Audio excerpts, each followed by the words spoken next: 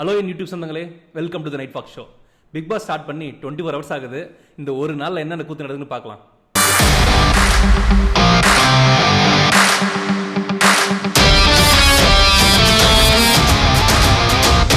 யாரையுமே சீக்கிரம் ஜட்ஜ் பண்ண சொல்லுவாங்க. ஆனால் நேற்று நடந்த ஃபர்ஸ்ட் எபிசோட்லேயே 18 ஹவுஸ் மேட்ஸில் 3 பேர் மட்டும் எனக்கு ஸ்டாண்ட் அவுட்டாக தெரிஞ்சாங்க. ஒன்று ஆர்னவ், இன்னொன்று ரஞ்சித், அப்புறமா இன்னொன்று ஜாக்லின். ஆர்னவ் உங்களுக்கே தெரியும், நேற்று ஸ்டேஜில் அவர் ஃபஸ்ட்டு பல்பு வாங்கினார் சேது வந்தங்கிட்ட. ஆம்பளை தெரியும் அப்படி இப்படி பேசிட்டு அநேகமாக அவர் எனக்கு தெரிஞ்சு வாயாலே மாட்ட போகிறாரு. Let's see. இன்னொன்று ரஞ்சித், அவர் வந்துட்டு இந்த கவுண்டின் பாலை படத்தில் வந்த கெட்ட பேரை தீர்க்கறதுக்காக நல்ல பேர் வாங்கிறதுக்காகவே வந்த மாதிரி இருக்குது. அநேகமாக அவர் பேசுகிறது எல்லாமே ஒரு ட்ராமாட்டிக்கான டோன் எடுத்து, நான் நல்லவன் ப்ரூவ் பண்ணுறேன், நான் அப்படி கிடையாது, எனக்கு கேளுங்க, லிசன் பண்ணுங்கள், நான் சொல்கிறது கரெக்டு அப்படின்னு சொல்கிற மாதிரி. ப்ராப்ளி அவருக்கு ஏஜ் டிஃப்ரென்ஸ்னால மற்றவங்கிட்ட பழகிறதுக்கு லேட்டாக இருக்கலாம், அவர் பேசுகிற தோணி அப்படி இருக்கலாம். பட் பேசும்போதே ஒரு உண்மைத்தன்மை இல்லாத மாதிரியே இருக்குது. அதில் ரஞ்சித், இன்னொன்று ஜாக்லின், அவங்க பேசும்போதே ஒரு ரஃப் அண்ட் டஃப்பாக பேசுகிறாங்க. நான் பிடிச்ச முயலுக்கு 3 கால், ரொம்ப அடமெண்ட்டாக இருக்குது. வந்த ஃபர்ஸ்ட் நாளே இப்படி இருந்தால் ரொம்ப கஷ்டம். அதுவும் டீம் பிளேயராக அவங்க இருக்கிறதுக்கு வாய்ப்பே இல்லை. யாருக்கும் விட்டு கொடுக்க மாட்டாங்க, யாரும் பேசுறதும் கேட்க மாட்டாங்க. அவங்க சொல்கிற சொல் தான் வாக்கு அப்படின்ற மாதிரி பேசிட்டு இருக்காங்க. பார்க்கலாம் எப்படி போகுதுன்னு. வாய் மட்டும் இல்லைன்னா நாய் தூக்கிட்டு போயிடும். சரி, நேற்று விஷயம் தான் முடிஞ்சு போச்சு. நெக்ஸ்ட் என்ன பண்ண போகிறோம் போய் பார்த்தா ஜாக்லின் இன்னும் அதை பற்றி தான் பேசிட்டு இருக்காங்க. ஏங்க விடுங்க, எல்லாரும் அவங்க பேரில் போய் தூங்க ஆரம்பிச்சிட்டாங்க. இவங்க இன்னும் அநேகமாக நான் காம்படிட்டிவான ஆள், நான் அவளை சீக்கிரத்தில் விட்டு கொடுக்க மாட்டேன் அப்படின்னு சொல்லி ப்ரூவ் பண்ண விரும்புகிறாங்கன்னு நினைக்கிறேன். ரொம்ப கஷ்டம்.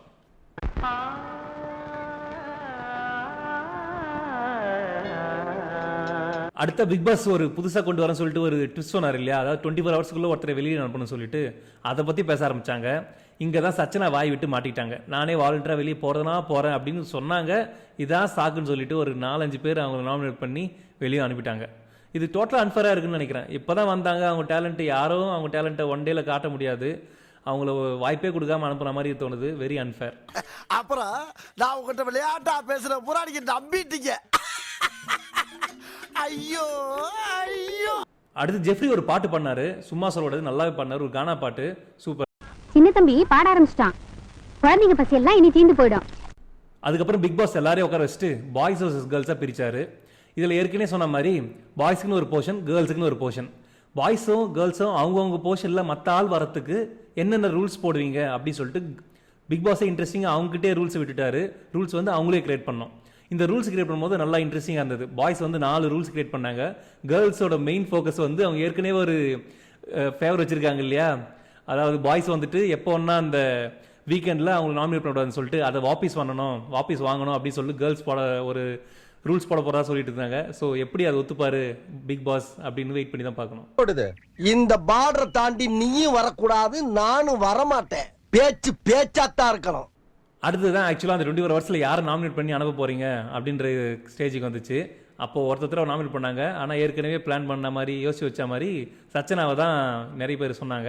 ரவீந்திர சார் தான் ஆரம்பித்து வச்சாரு, நீ அப்படி சொல்லியிருக்கூடாதுன்னு சொல்லிட்டு அதே ஒரு 2-3 பேர் பிடிச்சி அதே சொன்னாங்க.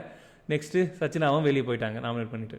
நெக்ஸ்ட் சச்சனான்னு கன்ஃபார்ம் ஆனதுக்கப்புறம் பிக் பாஸ் அவங்க வெளியே போக சொன்னாங்க. போகும்போது அவங்க என்ட்ரு ஆகும்போது ஒரு டெம்பரரி ஒரு டூப்ளிகேட்டு கப்பு கொடுத்தாங்க இல்லையா, பிக் பாஸ் கப்பு, அதை எடுத்துகிட்டு உடைங்க அப்படின்னு சொல்லிட்டு உடைச்சிட்டு போனாங்க. அஸ் யூஷுவல் நிறைய பேர் நீ நல்லா இருப்பேன்னு சொல்லிட்டு வாழ்த்தி அனுப்பிச்சாங்க.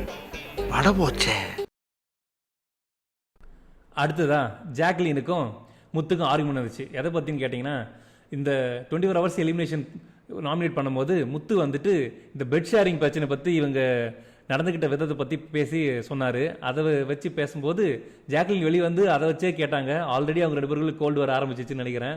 ரொம்ப ஃபன்னாக இருக்க போது பார்க்கலாம். என்ன அப்படி பண்ணிட்டீங்க? திரும்ப திரும்ப பேசுறீங்க. என்ன திரும்ப திரும்ப பேசுறீங்க? திரும்ப திரும்ப பேசுறீங்க. என்ன திரும்ப திரும்ப பேசுறீங்க? திரும்ப திரும்ப பேசுறீங்க. திரும்ப திரும்ப பேசுறீங்க. அடுத்ததா இந்த சீசனோட first captaincy task, boys versus girls.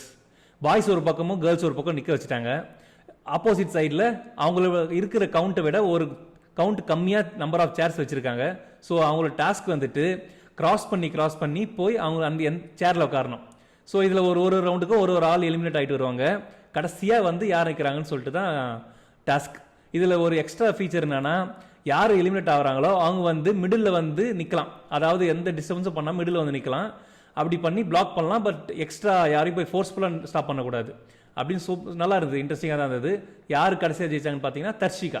அவங்க நல்லா ஃபேராக தான் நல்லா கம்ப்ளீட்டாக விளையாடி ஜெயிச்சாங்க. சூப்பராக இருந்தது அந்த டைமில்.